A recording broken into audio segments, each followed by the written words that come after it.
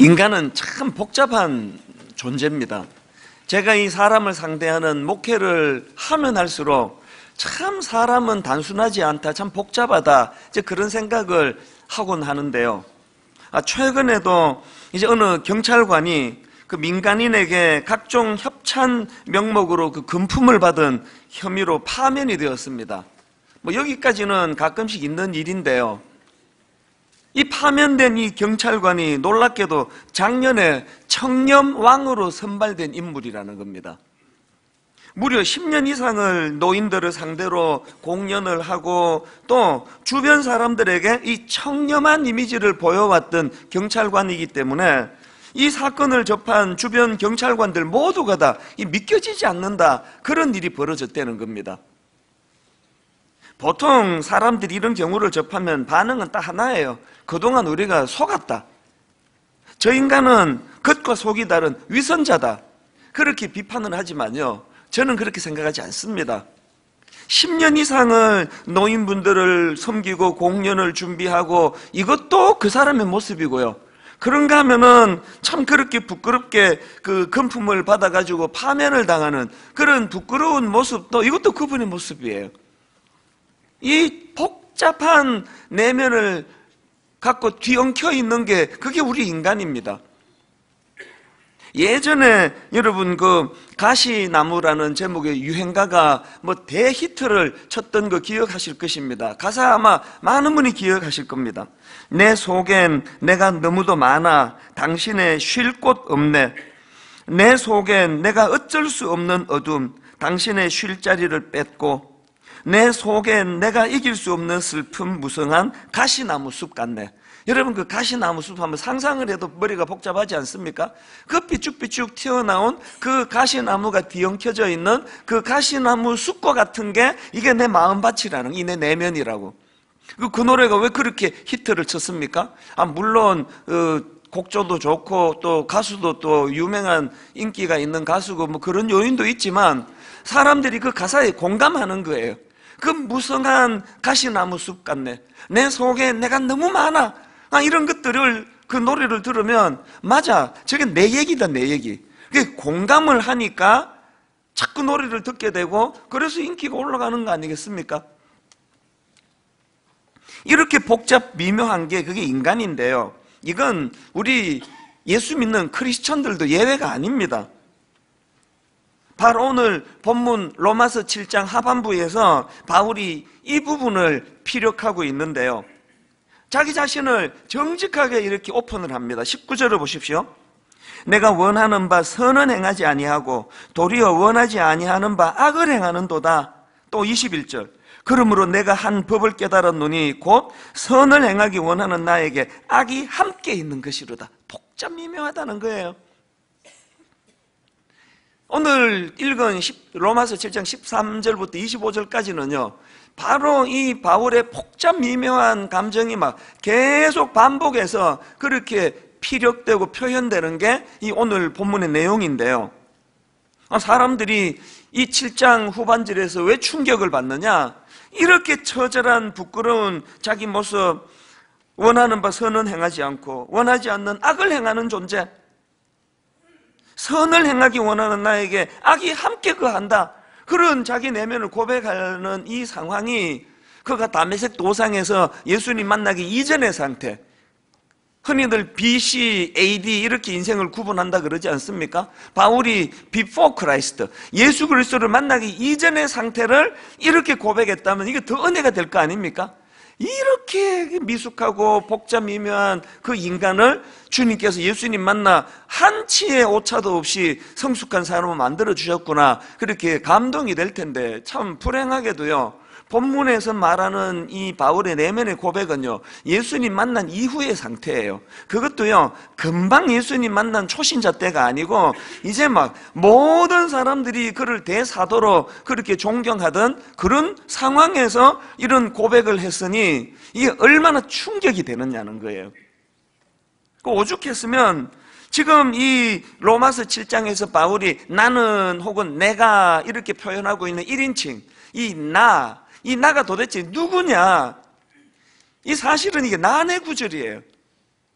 막 수많은 학자들이 여기 나오는 나는 이걸 설명한다, 저걸 설명한다, 막 굉장히 그 설명 해석이 복잡합니다. 뭘 의미합니까? 그만큼 이게 받아들이기가 어렵다는 거예요. 제가 이 로마서 7장에 나오는 나라는 1인칭이 누구를 지칭하는지를 학자들의 견해를 설명을 하기 시작하면요, 오늘 설교 이거 하고 끝내야 돼요. 그거로도 시간이 모자랍니다. 그래서 제가 다 소개해 드릴 수는 없고요, 이 본문에서 지금 바울이 반복해서 묘사하는 나라는 1인칭이 이게 누구를 가리키는 것이냐를 크게 정리를 하면 두 가지로 대별이 됩니다. 이 첫 번째로는 본문에서 묘사되는 이 나라는 1인칭은 이 불신자를 지칭한다. 하나님 믿지 않는 불신자들의 내면 세계를 묘사하는 것이다. 이런 주장이 있습니다. 이런 주장을 하시는 분들이 주로 이제 내세우는 근거가 14절이에요. 자, 14절을 보십시오. 우리가 율법은 신령한 줄 알거니와 나는 육신에 속하여 죄 아래에 팔렸도다. 여기 나오는 이 팔리다라는 단어가 얼마나 강렬한 단어인가 하면요, 여기 나오는 이 죄 아래에 팔렸다 할 때 이 팔리다로 번역된 이 헬라어는 원어로 보면은 이 노예가 돈에 팔려가지고 이제 전적으로 돈에 팔려간 그 주인의 지배를 받는 상태, 이런 걸 설명할 때 쓰는 단어가 팔렸도다예요. 팔렸도다. 이 말이 되느냐는 거예요.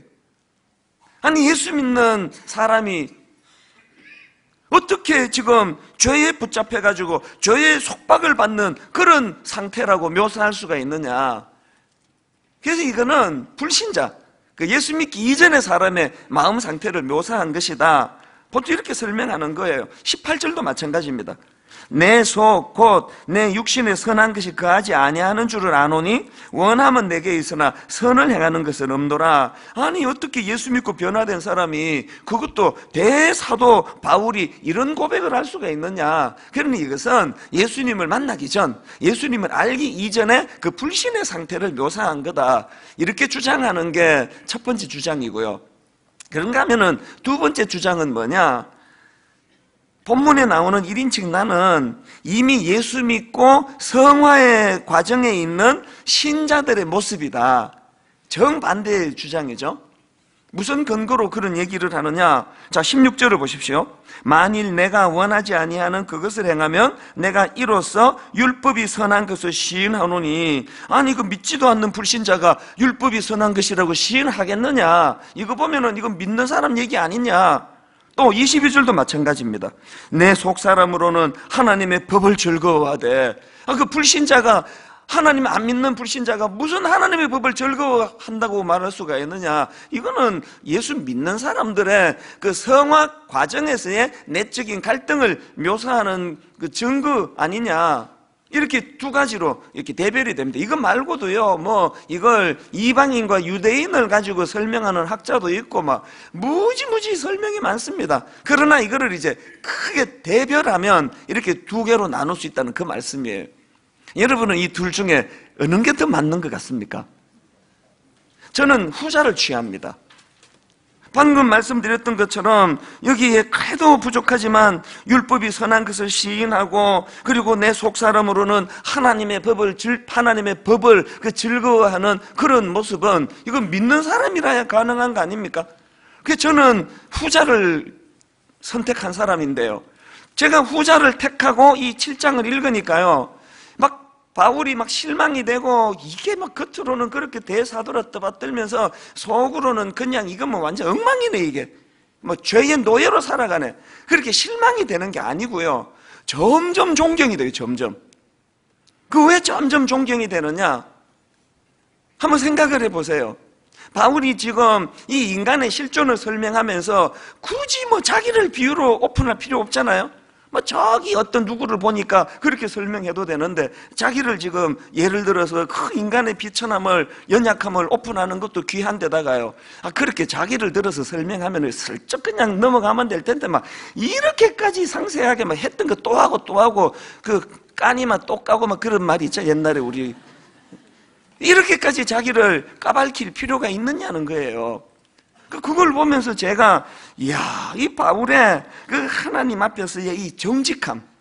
사람들은 자기를 모르고 대사도다 어쩌도 하지만 내 속에서는 이런 갈등을 겪고 있다는 걸 정직하게 고백하는 그 모습이요, 너무 귀한 거예요. 본받고 싶은 거예요. 가끔 사람들이 그 이찬수 목사가 좀 솔직한 편이다 그런 얘기를 하지만 여러분 저를 몰라서 그래요. 제가 그냥 이렇게 오픈해도 되는 거 다 오픈하고 인물이 좀 그렇게 못생긴 거 이런 건 말 안 해도 다 아니까 이런 건 내 고백을 다 하지만요, 내 진짜 부끄러운 얘기는 고백 안 해요. 저 정직한 사람 아닙니다. 바울은 지금 말 안 하면 아무도 모를 이런 깊은 이야기를 지금 다 드러내고 있는 거예요. 이게 참 너무 귀하고요. 그런가 하면은 제가 결정적으로 귀하게 생각하는 거는, 자, 여러분 이 흐름을 한번 보십시오. 15절에서 바울이 뭘 고백합니까? 자기의 부끄러운 걸 이렇게 이야기합니다. 내가 행하는 것을 내가 알지 못하노니, 이 자기의 무지를 이렇게 드러내고요. 그런가 하면은 18절에 가서 보니까 내 속 곧 내 육신에 선한 것이 거하지 아니하는 줄을 아노니 원함은 내게 있으나 선을 행하는 것은 없노라. 무슨 뜻입니까? 15절에서 난 뭘 해야 되는지도 모르는 무지한 인간이다. 그러면서 하는 말이, 알면 또 무슨 소용이 있느냐. 나는 알지만 안대로 나는 행하지 못한다. 그러니까 이거 총체적으로 자기의 결함을 드러내는 거 아닙니까? 나는 무지하고 뭘 해야 될지도 모르는 인간이고 뭘 해야 되는 거 아는 대로 행하지도 못하는 나는 그런 초라한 인간이라고 자기가 자기를 고백하는데요, 제가 여기서 왜 바울의 귀함을 발견하는지 아십니까? 이렇게 고백하는 바울의 21절을 한번 보십시오. 그러므로 내가 한 법을 깨달았노니 곧 선을 행하기 원하는 나에게 악이 함께 있는 것이로다. 제가 바울의 귀하다고 하는 게 이거예요. 바울은요, 여기 나오는 깨달았노니 자기가 그런 존재라는 걸 철저하게 깨닫고 인식했다는 거, 이게 위대한 거예요. 왜 그러냐? 목회를 해보니까요, 사람은 자기를 몰라요. 진짜 자기를 모릅니다. 제가 그 청소년 사역할 때 거의 원수가 될 뻔한, 원수가 됐죠. 연락 없으니까. 그런 교사가 있는데요. 이분은 이제 그 민감한 그 청소년들을 상대하는 교사다가 보니까 이제 조심해야 되는데 자꾸 이제 이분에 대한 이제 고발이 들어오는 거예요. 그러니까 이분 그 반 맡기면 안 된다고 막 계속 여기저기서 고발이 들어오는데, 이 목사가 청소년도 보호해야 되지만 또 교사도 보호해야 되는 거 아닙니까? 누가 그 한마디 한다고 바로 그냥 교사를 그만두게 하고 그럴 수는 없지 않습니까? 그래서 인내하면서 제가 몇 년을 기다리고 또 설득도 하고 그렇게 왔는데요, 한계점에 온 거예요. 이제 더 이상 이분에게 반을 맡길 수 없는 상황이 된 거예요. 제가 그 부부가 교사를 같이 했는데요, 눈물로 제가 이제 호소하면서 상황을 설명을 드렸습니다. 그래서 이런 상황 때문에 이제 선생님 교사를 좀 쉬시면 좋겠습니다. 그랬더니요, 얼굴이 확 바뀌면서 그 남자가 완전히 태도가 달라졌어요. 길길이 날뛰면서요, 언놈이 있다 얘기하느냐는 식이에요. 말도 안 되는 소리를 한다고 책상만 안 뒤엎었지 그 철제로 돼가지고 엎기가 좀 버겁긴 했습니다. 근데 깜짝 놀랐고, 내 더 충격을 받은 게요, 사람은 자기를 몰라서 그렇다 치면 그 옆에 있는 그 부인은 제가 보기에 참 지혜로운 여성이거든요. 남편이 막 이렇게 길길이 날뛰면 옆에 있던 부인이 당신 왜 그러냐고, 당신은 잘 모르지만 이런 얘기 들을 만한 요소가 있다고, 난 그럴 줄 알았거든요. 그 부인이 더 날뛰어요. 더 날뛰어. 우리 남편을 뭘로 보고 그렇게 얘기하냐고 막 길길이 날뛰는데, 난 그 남편보다 이 여자분에게서 더 충격을 받았습니다. 사람은요, 자기를 모를 뿐더러 같이 살면 옆에 사람도 잘 모르는 것 같아요. 옆에 사람. 그래서 또 살아야 되니까 또 그것도 좋은 거긴 해요. 계속 모르고 사세요. 그냥 그게 좋긴 한데, 제가 충격을 받는 게 뭐예요? 자기를 모른다는 거예요. 몰라도 이렇게까지 모를까? 사실 저도 저 스스로에게 자부심이 있지 않습니까? 이 큰 교회를 이만큼 무탈하게, 굉장히 이게 쉬운 일 아니에요, 이게. 그래서 제가 나는 참 지혜가 있다, 지혜롭게 나는 목회를 한다, 저는 그런 자부심이 있거든요. 그러면서 동시에 드는 생각이, 하나님도 이렇게 생각하실까? 성도들도 이렇게 생각하실까? 저는 자꾸 이걸 되짚는 거예요. 바울이 비록 자기는 무지해가지고 뭘 해야 될지도 모르는 무지하고, 또 안다 한들 아는 대로 행하지 못하는 인생이라고 고백하지만, 그러나 저는 바울이 깨달았노니, 나는 한 법을 깨달았다, 이 자기를 그렇게 깨닫는 이게 보통이 아니라는 거예요. 그래서 여러분, 오늘 본문에서 바울이 자기 자신에 대해 정확하게 이해하고 있는 이게 참 놀라운 일인데요. 신앙생활에서 이게 필수예요. 왜 그러냐? 믿음이란 것은요, 이 사실을 자각하는 거거든요. 여러분, 베드로가 예수님을 만나자마자 그가 가장 먼저 깨달은 게 그거 아닙니까? 누가복음 5장 8절 베드로의 반응을 보십시오. 시몬 베드로가 이를 보고 예수의 무릎 아래에 엎드려 이르되, 주여 나를 떠나소서, 나는 죄인이로소이다. 예수님을 가까이 인격적으로 만난 사람에게 나타나는 가장 우선되는 반응은 자기를 알게 되는 거예요. 구약의 이사야 선지자도 마찬가지 아닙니까? 온 세상이 타락하고 썩어 빠져가지고 이사야가 선지자로 이것도 비판하고 저것도 비판해야 되는 사람이지만, 그가 이사야 6장에서 놀라우신 하나님의 임재를 경험하고 가슴 터질 것 같은 은혜를 경험하고 그가 고백한 입술의 첫 마디가 뭡니까? 이사야 6장 5절 그때에 내가 말하되, 이 그때가 언제입니까? 하나님의 놀라운 영광을 경험하던 그때에 내가 말하되, 화로다 나여 망하게 되었도다. 이놈은 세상만 썩어 빠진 줄 알았는데 그 한가운데에 내가 있다는 사실을 언제 알았습니까? 하나님의 영광을 경험하니까, 하나님의 임재를 경험하니까. 오늘 우리가 원망이 많은 세대예요. 누구 때문에 내가 이렇게 됐고, 누구 잘못 만나서 내 인생이 이렇게 됐고, 다 맞는 얘기인지 모르겠습니다만, 여러분이 하나 모르고 놓치고 있는 게 뭐예요? 그 한가운데에 원인 제공한 사람은 나 자신이라는 거예요. 그렇게 주변에서 애들한테 그렇게 대하면 안 된다고 권면을 할 때 그 좀 깨닫고 조심하고 그럼 얼마나 좋습니까? 이게 안 되는 게 인간이라는 거예요. 여러분, 그래서 이걸 우리가 깨닫는데 온 은혜를 구해야 되는데요. 이게 왜 중요하냐? 누가복음 18장에 보면요, 예수님께서 그 당시 비난받던 그 세리 하면은 이게 악의 화신 중에 한 세, 그 당시로 그 악한 세리하고 너무나 스스로 거룩하다고 자부심에 넘치던 바리새인을 비교하는 재밌는 말씀이 나옵니다. 자, 누가복음 18장 9절부터 한번 보십시오. 또 자기를 의롭다고 믿고 다른 사람을 멸시하는 자들에게 이 비유로 말씀하시되, 두 사람이 기도하러 성전에 올라가니 하나는 바리새인이요 하나는 세리라.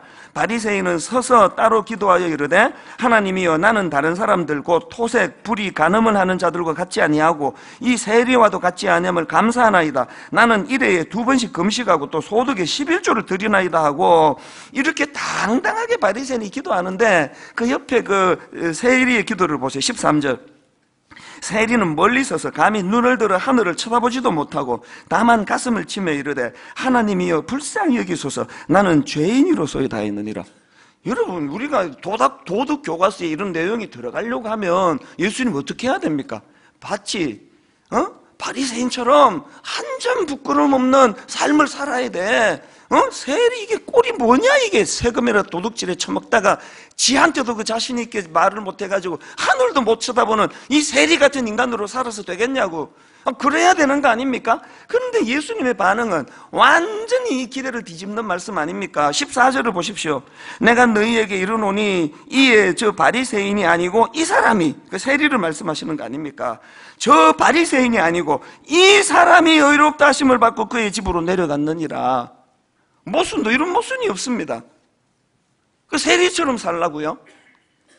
자꾸 우리의 이 알량한 도덕심, 우리의 어떤 생각의 기준을 가지고 하나님을 껴 맞추려고 하니까 도대체 믿음이 자라지 않는 거 아닙니까?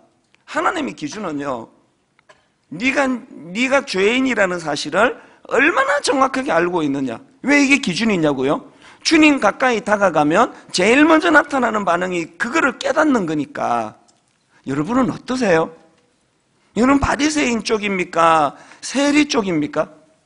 그 맨날 그냥 그 부서가 이게 문제다 저게 문제다 막 핏대 올리는 거기에는 혹시 여러분을 자기를 잘 몰라서 막 옆에서 보니까 그게 자기도 하고 있는 짓인데 그게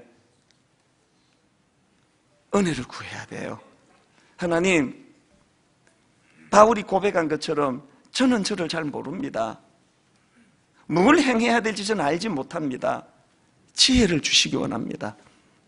여러분이 바울이 주님 만나고 그가 깨닫게 된 그 놀라운 것, 내가 한 놀라운 사실을 알게 됐는데 내가 깨달았노니. 그래서 저는 이런 관점에서 오늘 본문 말씀을 가지고요, 우리가 점검해야 될 두 가지 사실이 있다는 걸 제가 발견을 하는데 이걸 좀 살펴보려고 합니다. 여러분 본문 속에서 점검해야 될 두 가지 중에 첫째가 뭐냐? 내 안에 24절에 건강한 탄식이 있는지를 점검해야 한다는 사실이에요. 24절, 오호라 나는 곤고한 사람이로다. 이 사망의 몸에서 누가 나를 건져내랴. 절망적인 탄식 아닙니까? 이걸 세 번역으로 보니까요, 아 나는 비참한 사람입니다. 누가 이 죽음의 몸에서 나를 건져주시겠습니까? 오늘 설교 제목을 여기서 따왔습니다. 아 나는 비참한 사람입니다. 이 고백이 왜 필요한가 하면은요, 지금 바울이 로마서 7장에서 드러내고자 하는 포인트가 두 가지가 있는데요, 하나는 율법의 무능력을 지금 드러내기를 원하는 거예요. 이 율법은 죄의 권세 아래 놓여있는 초라한 인간을 도울 수 없다, 이 한계를 지금 로마서 7장에서 드러내기 원하고요. 그런가 하면 또 한 가지가 뭐냐, 이미 구원받은 우리라 하더라도 여전히 우리는 죄의 권세 아래 놓여있는 무기력한 상태임을 자각해야 된다. 바울은 이걸 지금 강조하기 원하는 거예요. 다시 말해가지고 구원받은 우리 속사람은 하나님의 법을 따르고 싶어하는 게 사실이지만, 그러나 육체 가운데 있는, 육신을 입고 있는 우리 인간은 여전히 죄의 지배 아래 놓여 있다는 사실을 간과해서는 안 된다는 거예요. 이걸 신학적으로 이미와 아직의 긴장 상태, 영어로 already but not yet, 이미 하나님의 은혜의 여정이 시작되었지만 아직 완성되지 않은 이 상태, 오늘 이 악한 세력이 장악하고 있는 이 공중권세 잡은 자들이 장악하는 이 세상에서는 내 이 타락한 육신이 여전히 그 유혹 앞에 반응할 수밖에 없다는 걸 철저하게 인식해야 된다는 겁니다. 이게 왜 중요합니까? 왜 이걸 인식하는 게 중요합니까? 예를 들어 볼게요. 구약의 그 시편 51편으로 가면요, 오늘 본문 로마서 7장에서 바울이 했던 자기 고백과 같은 비슷한 고백이 나옵니다. 다윗이 했는데요, 자 시편 51편 3절을 보십시오. 무릇 나는 내 죄과를 아오니 내 죄가 항상 내 앞에 있나이다. 바울의 고백하고 좀 비슷하지 않습니까? 심지어는 5절입니다. 내가 죄악 중에서 출생하였으며 어머니가 죄 중에서 나를 잉태하였나이다. 로마서 7장 후반부와 좀 비슷한 고백 아닙니까? 공통점이에요. 그러나 여러분, 여기에 시편 51편의 다윗의 고백, 자기 고백하고 로마서 7장의 바울의 자기 고백이 비슷한 것 같지만 차원이 다른 이야기예요. 완전히 다른 이야기예요. 무슨 차이가 있는지 아십니까? 오늘 본문 로마서 7장에서의 바울의 자기 고백은요, 죄 짓기 전에 했던 고백이에요. 다윗은요, 그 더러운 가정 파괴범, 그 남의 가정 파괴하고 사람 죽이고 그 악한 짓을 다 저지르고 난 다음에 한 고백이에요. 이 차이를 아시겠습니까? 베드로도 마찬가지 아닙니까? 베드로가 예수님 십자가 지실 때 유명한 사건, 닭 울기 전에 예수님을 3번 부인했던 그 비참한 사건이 그 마가복음 14장 31절에, 저는 이 마가복음 14장 31절이 참 흥미로워요. 한번 보십시오. 베드로가 힘있게 말하되 내가 주와 함께 죽을지언정 주를 부인하지 않겠나이다 하고, 저는 이 구절에서 제일 눈길이 가는 게 힘있게 말하되, 힘있게 말하되, 막 자신만만한 거예요. 힘있게 말하되. 그랬던 베드로가 어떻게 됐습니까? 누가복음 22장 61절, 주께서 돌이켜 베드로를 보시니 베드로가 주의 말씀 곧 오늘 닭 울기 전에 내가 3번 나를 부인하리라 하심이 생각나서 밖에 나가서 심히 통곡하니라. 베드로가 자기가 연약한 존재라는 걸 언제 깨달았습니까? 사건 이전입니까? 사건 이후입니까? 이게 바울하고 결정적으로 다른 거예요. 앞에서 자기가 주님을 만나고 나는 죄인이로소이다 고백까지 했는데 베드로가 간과한 게 뭐예요? 여전히 오늘 이 본문으로 제가 빗대어 말하자면 여전히 율법을 의지하는 태도 아닙니까? 여전히 자기의 도덕심, 내가 가지고 있는 어떤 행위, 딱 이게 오늘 우리의 상태라는 거예요. 저는 그 닭 울기 전에 베드로의 이 미숙한 모습을 볼 때마다 어느 구절을 제가 묵상을 하는가 하면요, 마태복음 26장 33절을 보십시오. 베드로가 대답하여 이르되 모두 주를 버릴지라도 나는 결코 버리지 않겠나이다. 자신만만하게 이야기하니까 바로 그 다음 구절에서 예수님이 교정해 주시거든요. 34절, 예수께서 이르시되 내가 진실로 내게 이르노니 오늘 밤 닭 울기 전에 내가 3번 나를 부인하니라. 주님께서 옆에서 이렇게 자기 생각을 교정해 주시면 이때 깨달았으면 얼마나 좋았겠습니까? 이때 이게 시간으로는 몇 시간 차이가 안 나는 이야기예요. 오늘 여러분 얼마나 많은 성도들이 여기 오셔가지고 자기 생각을 하나님 앞에 교정받는 이런 기회를 얻고 계시느냐고요. 매주일마다 주의 종을 통해서 하나님께서 여러분의 생각을 교정하고 계시는데 그러면 설교 다 들으면 무슨 소용이에요? 결국은 언제 깨닫느냐? 사고 친 후에 깨닫는 거 아닙니까? 이혼 도장 찍고 내가 진짜 우리 아내한테 그 잘못했구나, 그 깨닫는 건 늦은 거예요. 그건 늦은 거예요. 아직도 그 아내가 눈물로 기다리고 인내할 때 그때 깨달으면 좋잖아요. 꼭 그렇게 사고치고 돌이킬 수 없을 때 깨달으면서 땅을 치고 후회하면서 이런 사람들이 또 저를 얼마나 원망을 많이 해요. 진작 좀 가르쳐 주시지 나한테 뭐 그렇게 원망을 해요. 그 다 가르쳐 줬는데 내가 우리 애들 교육할 때는 항상 이렇게 이야기해. 나 분명히 말했다, 분명히. 나 아빠 원망하지 마라, 나중에. 나 분명히 나 할 일 다 했다? 여러분, 우리가 24절에 바울의 이 탄식이 왜 필요합니까? 범죄하기 이전에, 오호라, 나는 공고한 사람이로다. 3번역으로, 나는 비참한 사람입니다. 누가 이 죽음의 몸에서 나를 건져주시겠습니까? 여러분이 24절에 탄식이 회복되는 믿음의 신앙인들 되시기를 바랍니다. 그런가 하면 두 번째로 이렇게 24절에서의 건강한 탄식도 필요하지만요, 또 한 가지 점검해야 되는 게 뭐냐, 이 24절에서의 탄식이 25절에서의 예수 그리스도로 말미암아로 연결되고 있는가, 이 점검이 더 중요한 점검이에요. 25절, 우리 주 예수 그리스도로 말미암아 하나님께 감사하리로다. 그런즉 내 자신이 마음으로는 하나님의 법을, 육신으로는 죄의 법을 섬기노라. 내 형편이 말이에요, 마음으로는 선하게 살기 원하고 하나님의 법을 지키기 원하지만 이 죄악의 육신으로 말미암아 그 일을 할 수 없다는 걸 자각할 때 바라보게 되는 게 예수 그리스도로 말미암아요. 예수 그리스도로 말미암아. 그래서 여러분, 비록 이 24절에서 오호라 나는 공고한 사람이로다, 이걸 자각하는 게 너무너무 중요하지만요, 그러나 여러분 계속 그 자리에 머물러 있으면 이거 더 위험한 거예요. 여러분, 내가 늘 오호라 나는 공고한 사람이로다, 나는 비참한 사람입니다, 그렇게 비참한 자리에 빠져가지고 맨날 우울하고 뭐 약을 먹어야 잠이 오고 자신감이 없고 죄책감에 빠지고, 그런 상태의 24절의 자각은요, 그 더 나쁜 거예요. 왜 제가 24절에서의 이 건강한 탄식이 필요하다고 말씀드리느냐 하면, 이 건강한 탄식이 25절로 예수 그리스도로 말미암아로 나아가는 사다리 역할을 하기 때문에 24절이 유익한 거거든요.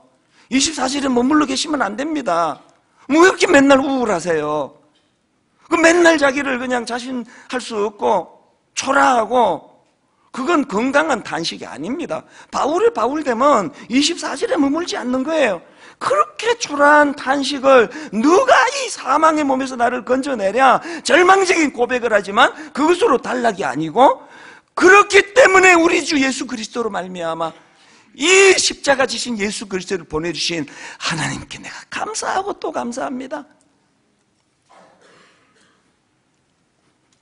사실 인문학에서도요, 인문학을 공부해야 된다, 인문학 책을 읽어야 된다, 그런 얘기하는 건 인문학에서 강조하는 게 바로 이거거든요. 네 자신을 좀 알아라. 소크라테스가 너 자신을 알라, 그렇게 한 건 네 자신의 한계를 깨달아라, 이게 7장 24절하고 맥이 통하는 얘기 아닙니까? 그러나 여러분, 인문학하고 성경이 결정적으로 다른 게 뭔지 아십니까? 인문학에서 강조하는 것은 이렇게 자기의 자신의 한계를 인식하지 못하는 삶은 무리수를 둘 수밖에 없으니까 불행해진다. 그러니까 자기 자신의 한계를 직시하고 절제해라, 참아라.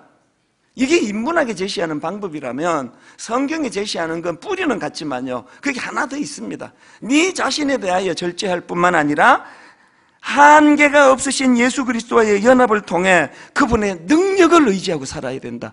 그리고 그 일이 가능하도록 도우시는 성령님을 바라보고 살아야 된다. 그래서 여러분, 바로 다음 이제 로마서 8장, 제가 너무너무 기대하고 있는 이 로마서 8장이 성령님 말씀으로 꽉 차 있는 거예요.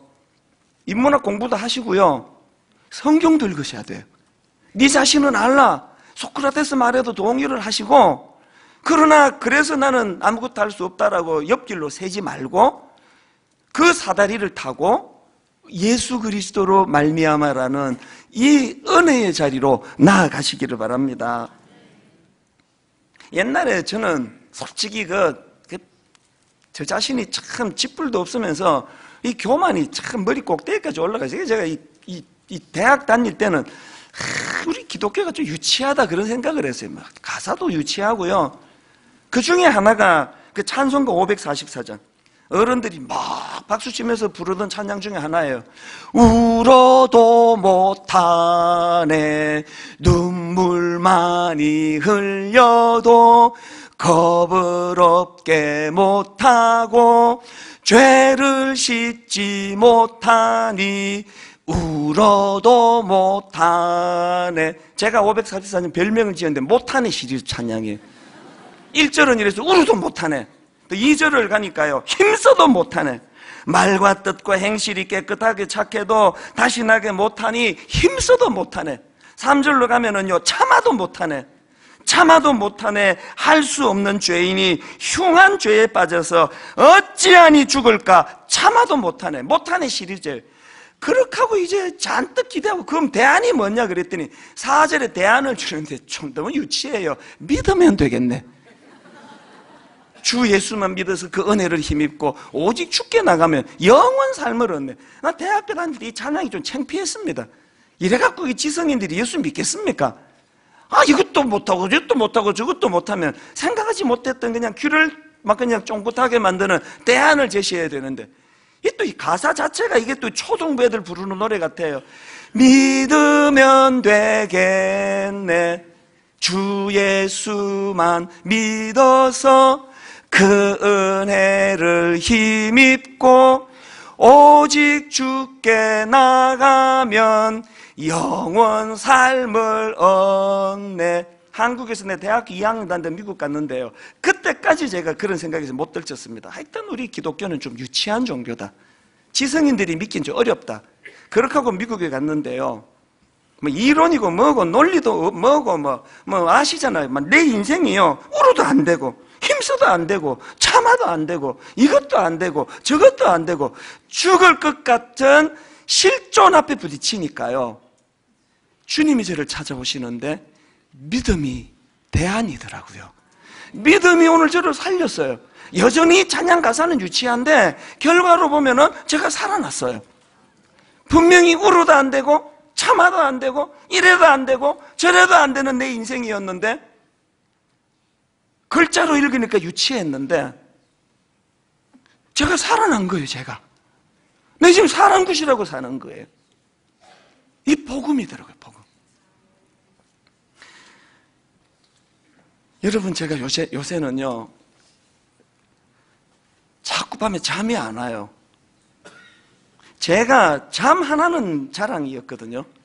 아무리 걱정 근심 안고 들어가도요 딱 침대에 누우면 5분 안에 자는 게 저예요.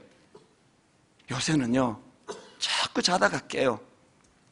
나라를 생각하면 두물이라 어떻게 해야 되나, 이 나라는 이 5년마다 이게 그냥 반복되는 게, 그렇게 그냥 기대하고 믿고 대통령을 세워가지고 4년 되면은 또 이런 일이 나고 또 이런 일이 나고, 사람들은 지금 길거리로 촛불 들고 쏟아지는데 이거 어떻게 해야 되나, 잠이 안 와요. 너무 내 꼴이 한심해요. 내가 그래도 목사인데 이 시대 앞에 아무런 대안을 제시하지 못하는,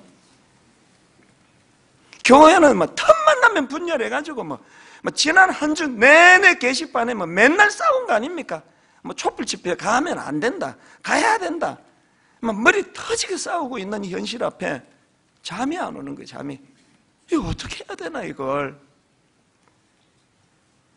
딱 지금 우리나라 이 상황이요, 로마서 7장 24절의 상황 아닙니까? 오라, 나는 곤고한 사람이로다. 나는 비천한 사람입니다. 도대체 이런 나라가 어디 있습니까? 어떻게 하면 좋습니까? 이제 무슨 대안이 있냐고요, 무슨 대안이.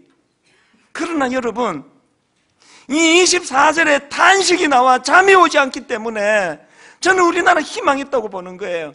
이 24절에 절망이 채워지고 다 채워지면 25절로 건너가 우리 주 예수 그리스도로 말미암아 하나님께 감사하리로다. 우리들의 교만을 꺾고 목사랍치고 그냥 설치고 다녔지만 믿음이 없는 거예요. 믿음이.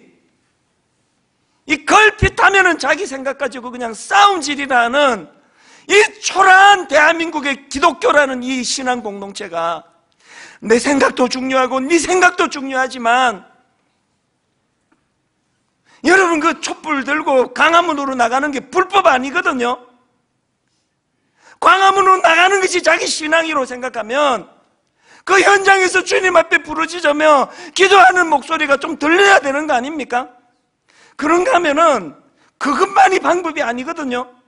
어떤 사람은 깊은 골방으로 들어가 하나님 앞에 금식하며 기도하는 사람들이 있거든요. 꼭 둘 중에 하나 선택해야 되는 문제입니까?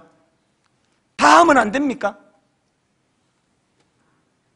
절규하고 절망하며 내 생각과 다른 거에 대하여 싸우려고 그러지 말고, 이 절호의 기회잖아요. 절호의 기회.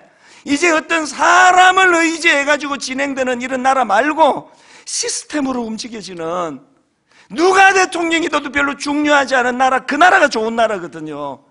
누가 대통령이 되든지 간에 이제 이 시스템이 갖췄기 때문에 그 매뉴얼대로 가면 되는 이 나라를 만들어야 되는데, 내가 지금 잠이 안 오는 게 세월호 때 겪었잖아요. 그러다가 그냥 싸움질하다가 뭘 하나 고쳤냐고, 뭘 하나. 우리가 하나님 앞에 울며 기도할 때예요. 오호라, 나는 곤고한 사람입니다. 하나님, 나는 비천한 사람입니다. 로마서 7장 24절의 이 절망이 25절의 은혜로 연결되는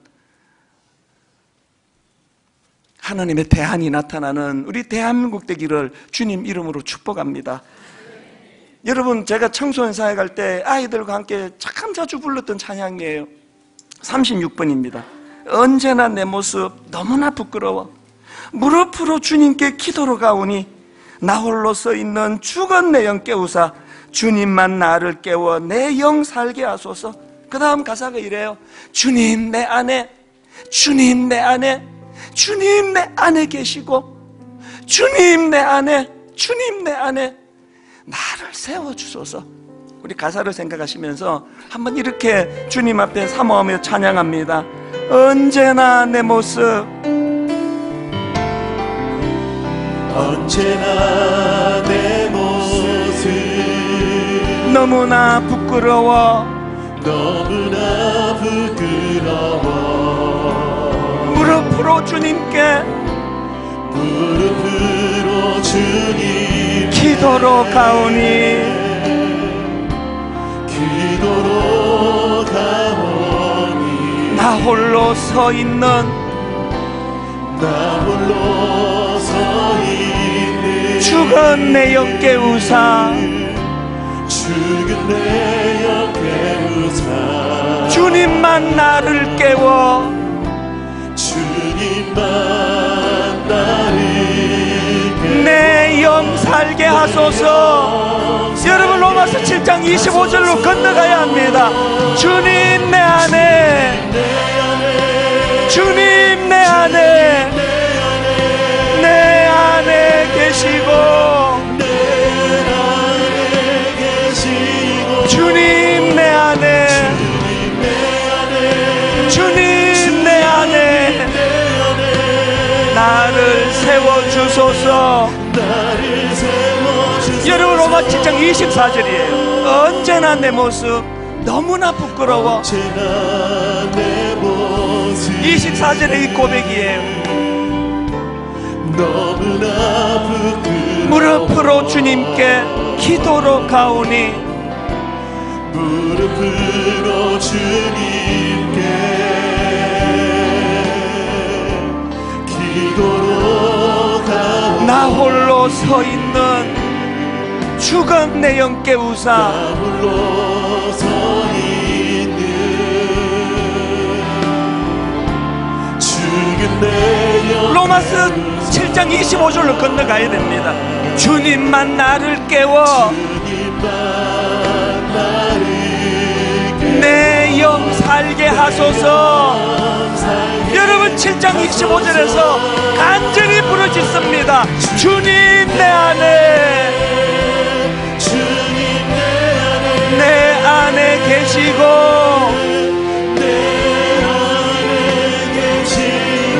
주님 내 안에 주님 내 안에 나를 세워주소서. 주님 내 안에 주님 내 안에 여러분 이 사실을 믿으십니까? 내 안에 계시고 주님 내 안에 주님 내 안에 나를 세워주소서. 이 일을 가능하게 하시는 성령님, 성령이 오셨네. 성령이 오셨네. 내 주에 보내신 성령이 오셨네. 우리 인생 가운데 친히 찾아오셔서 그 나라 꿈꾸게 하시네. 허무한 시절 지날 때 깊은 한숨 내쉴 때 그런 풍경 보시며 탄식하는 분 있네. 여러분이가 아십니까? 고와 같이 너희를 버려두지 않으리. 내가 너희와 영원히 함께하리라. 우리를 로마서 7장 25절로 데려다 주시는 성령님, 성령이 오셨네. 성령이 오셨네. 내 주에 보내신 성령이 오셨네. 우리 인생 가운데 친히 찾아오셔서 그 나라 꿈꾸게 하시네. 억눌린 자, 갇힌 자, 자유함이 없는 자, 오호라 나는 곤고한 사람이로다. 성령님 계시네. 주의 영이 계신 곳에 자유가 있다. 진리의 영이신 성령이 오셨네. 우리의 탄식을 주님 앞에 가져갑니다. 성령이 오셨네. 성령이 오셨네. 내 주에 보내신 성령이 오셨네. 우리 인생 가운데 친히 찾아오셔서 그 나라 꿈꾸게 하시네. 그 나라 꿈꾸게 하시네.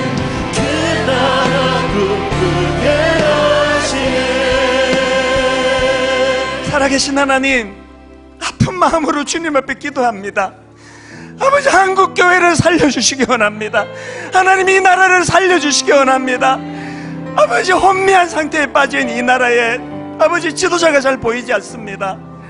하나님, 이것이 또다시 우리가 분열하고 싸우고 다투는 골짜기로 나아가는 것이 아니라 하나님이 로마서 7장 24절에 오호라 나는 곤고한 사람이로다, 이 탄식이 사다리가 되어서 아버지 로마서 7장 25절로 우리 주 예수 그리스도로 말미암아 감사하리로다 은혜 주시기 원합니다. 오늘 하나님, 나 자신을 신뢰할 수가 없어서 밤잠을 이루지 못하고 나 자신을 신뢰했다가 넘어지고 자빠지고 실패한 눈물 짓는 우리 성도님 심령 속에 오라 나는 하나님 은혜가 필요한 가련한 인생입니다 고백하며 그 처절한 고백이 사다리가 되어서 우리 주 예수 그리스도로 말미암아 하나님께 감사드립니다로 나갈 수 있도록 우리를 불쌍히 여겨 주시옵소서. 우리 조국 대한민국을 살려주시옵소서. 우리들의 죄악을 회개하고 주님 앞으로 나갈 때에 이 나라를 살려주실 줄 믿습니다. 그 은혜를 허락하여 주시옵소서. 하나님, 우리가 보기에 너무너무 혼미하고 혼란한 상황이지만 이것이 계기가 되어 이 나라가 다시 살아나고 시스템이 갖추어지고 누가 대통령이 되는 건 별로 중요하지 않고 그저 매뉴얼대로 움직여지는 각자가 자기 역할을 잘 감당하는, 그래서 우리 젊은이들이 나라를 보고 꿈을 품고 젊은이들이 주국에 힘을 쥐고 하나님 자기들의 그 은사와 재능을 살려낼 수 있는 그 나라를 만들어 주시기 원합니다. 하나님, 그 나라가 만들어질 줄로 믿습니다. 이 일을 위하여 믿는 저희들이 주님 앞에 기도하며 나가도록 인도하여 주시옵소서. 예수님 이름으로 기도드립니다. 아멘. 다 일어나셔가지고요, 449번입니다 시작됐네. 우리 주님의 능력이 나의 삶을 다스리고 새롭게 하네. 우리 십자가로 다시 한번 꿈을 품고 찬양합니다. 시작됐네. 우리 주님의 능력이 나의 삶을 다스리고 새롭게 하네. 자유하네. 죄와 사망으로부터 나의 삶은 변하고 난 충만하네. 무엇이 이것을 가능하게 합니까? 은혜로다. 주의 은혜, 한량없는 주의 은혜, 은혜로다. 주의 은혜, 변함없는 신실하신 주의 은혜. 우리 마지막으로 힘있게 선포합니다. 은혜로다.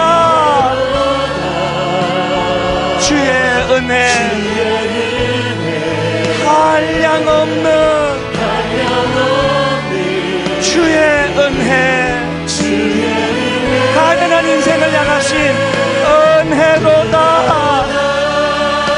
주의 은혜, 변함없는 신실하신 주의 은혜, 변함없는 신실하신 주의 은혜,